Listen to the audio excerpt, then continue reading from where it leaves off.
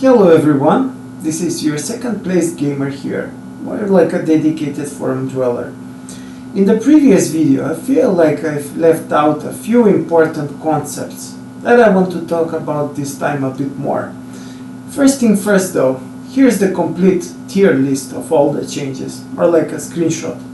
Obviously the two things that I put in S tier were additional character slots and combat dismount cooldown reduction to 3 seconds. The others were not moving the needle much though. I guess small changes when in multiples add up to some decent changes overall. However, I want this video to feel more like background analysis of my last video's thoughts. Perhaps the last tweet sounded like me quote-unquote backtracking on my opinion that quality of life changes wouldn't improve the game. I still stand on this take, however, depends on greater and more complex background concepts, and when provided with concrete examples of obvious improvement, well, can't say no. And I'll kinda use this moment to make a simple statement that I think it may be a dangerous idea to focus on making the little things in the game less inconvenient and then pretend like that's it, we nailed it all. Far from it, to be honest. Far from it, IMO. Namely, much little was done to make the game more dynamic and enjoyable. Heck, I don't think that I can point out a single thing except maybe the new 5 bosses, 4 if you count Varshan out, that may have been counted as exciting and fresh, to be honest. But it is already kinda obvious that Season 2 will be better than Season 1. As we could already see for the millionth time, including this announcement package, those two things differ. A gameplay more enjoyable with better journey and less disturbing content without inconveniences are two different things after all. I guess smaller inconveniences also imply faster progression, but I don't think that should be a goal. And no, I don't think the game giving those quote-unquote rushes of dopamine, having your character destroy everything on sight in mere seconds, makes the game better. It won't gain traction, and will condense playing the game into an endless, exhausting, almost never-ending growing cycle of effort, mainly if not solely because Blizzard does not imply that so much required semi-hard stop. The more endgame power the game has, the more it ends up trivializing the regular content before. I mean, I may be in the minority here, but will state the obvious. Just because some, well, most of us are quote-unquote casuals, does not mean we are dumb. We don't want to be compelled to play for, 200, 300, 400 hours before we meet a content that is designed to be a challenge. And even further, the challenge does not have to be a brick wall, quote-unquote, like Uber Lilith or the Butcher type encounters. I think there's a middle ground to have after all. All I wanna say is, don't waste our time. Make the game difficulty progression feel normal. Not power progression or power collection progression. That is up to the player. But difficulty progression. Game should feel more and more difficult, albeit by different factors.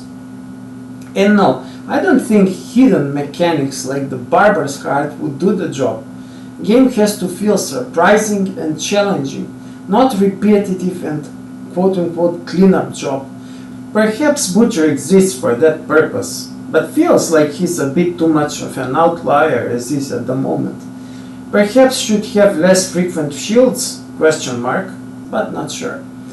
Now I want to briefly focus on a few interesting comments and quotes that I saw while trying to collect my thoughts. 1. I don't think that aspects are bad and randomization. However, what the issue with the aspects is, IMO, is there is a bit too few of them. Namely, each core and perhaps mastery skill should have like 3 to 4 of them. And maybe have a couple of aspects for basic skills, i.e. generators. If people want to commit to a single skill, as opposed to a generic upgrade, they should be able to do so. 2. I also don't like the skill trees to be skill forests, or skill bushes like Last Epoch, for example. Think it's a bit overrated decision to have all that packed in there. Yes, there is some, whoa, so much to do here, initially, but the moment of surprise goes away. Perhaps the game can't keep people surprised and fresh for long, but I still think there is some merit here to the decision of having a skill alternating affixes build placed on gear. 3. Seen this somewhere mentioned at times. Don't think that it's a good idea to have codex be like some kind of a bestiary encyclopedia that has pages that can be maxed out. Equipping aspects should not feel like aspect hunting. It should feel like a choice the player does, not a matter of collection. 4. Speaking of quote-unquote collecting power, again, as warned before, people asking for more power in the endgame will render previous contests obsolete even more. Now I don't know if fighting Duriel at level 100 would do the justice, but as far as I'm concerned, it is obvious that every piece of gear you ever got before will feel bad in comparison. That quote-unquote power creep is exactly what we shouldn't strive for. And even more on the long run, there shouldn't be demonic, angelic, cosmic, celestial items and so on. No, power gain in the end should come less and less from upgrades and generic increase of damage, and more from specializations of the skills you got. I'll come back later with a few thoughts about itemization, but now let me talk about resistances a bit. I agree with the devs actually that the traditional implementation of resistances was not ideal. For those that care about the math, give or take, they would quickly come to a simple conclusion that having 70% as opposed to the maximum of 75%, or even having 65% instead of maxed out, also means you're taking 20 aka 40% more damage respectively. In other words, when cap is nearing high numbers, the deviations from them are drastic in nature. That's simply the nature of the math numbers. Now for the itemization. Firstly, they'll have to obviously fix the damage buckets and also the resistances. And think, perhaps, if this cannot be done in a reliable manner, the outliers of critical hit and vulnerable should be nerfed by application and feasibility, not by numbers.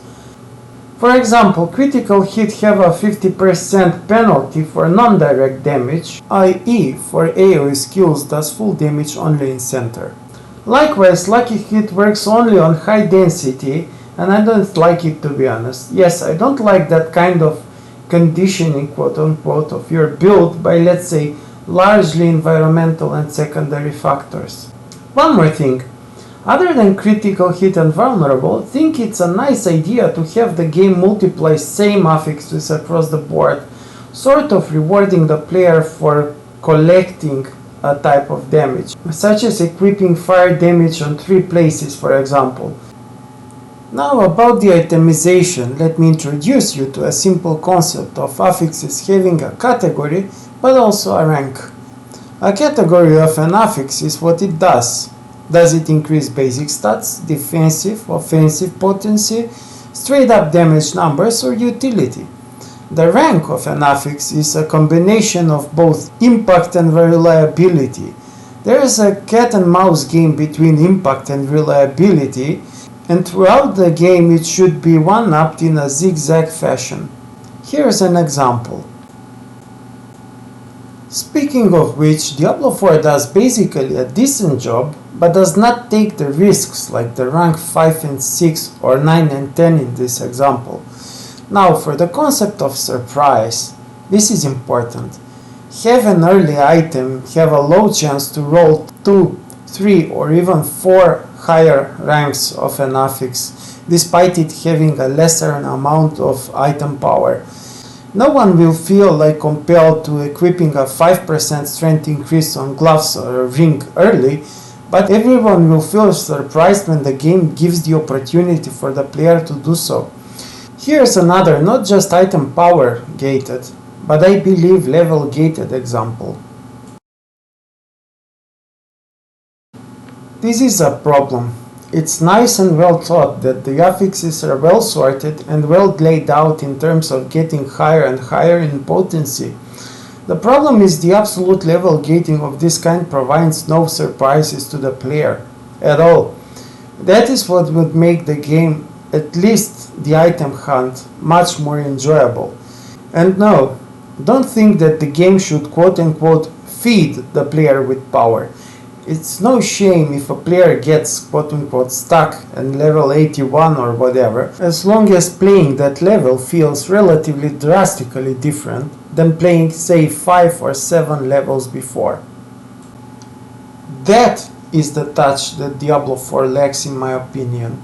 Not fixing inconveniences. Yes, game can become less problematic to play, but until there's an actual surprise, dynamic experience or gameplay, an actual joy, it will be on life support, especially with other big titles coming on the line as we progress to 2024.